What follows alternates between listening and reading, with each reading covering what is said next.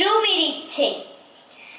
আমি যদি হই ফুল, হই ছুটি বুলবুল হাঁস, মৌমাছি হই এক রাস, তবে আমি উড়ে যাই, বাড়ি ছেড়ে দূরে যাই, ছেড়ে যাই ধারাপাত, দুপুরের ভূগোলের ক্লাস, তবে আমি টুকটুক নীল রোদে দিরূপ রোজ, পাই না আমার কেউ খোঁজ, তবে আমি উড়ে উড়ে ফুলেদের পাড়া ঘুরে মধু এনে দিই এক ভোজ।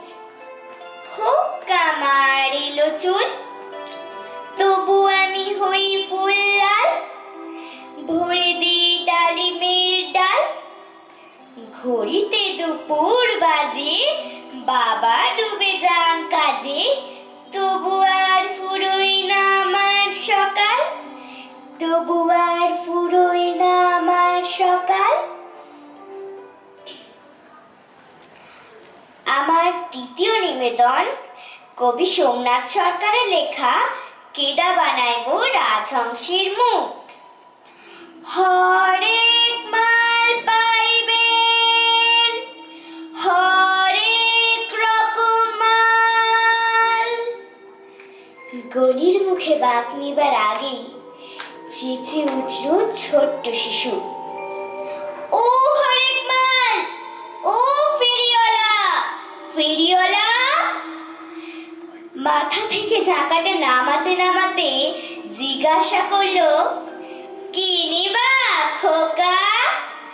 জলের মগ, মশলার কৌড়া, কাপড় কাচা বেরাস, বান্দরের মুখোশ, কি দিমু? তোমার কাছে রাজহংসের মুখ আছে? খুব আস্তে আস্তে বলে ছোট্ট শিশু। কি কইলা? হাঁসের মুখ? ফিরা কও। হাঁসের মুখ নয়, রাজহংসের মুখ আছে তোমার কাছে? ইটা কি কইলা?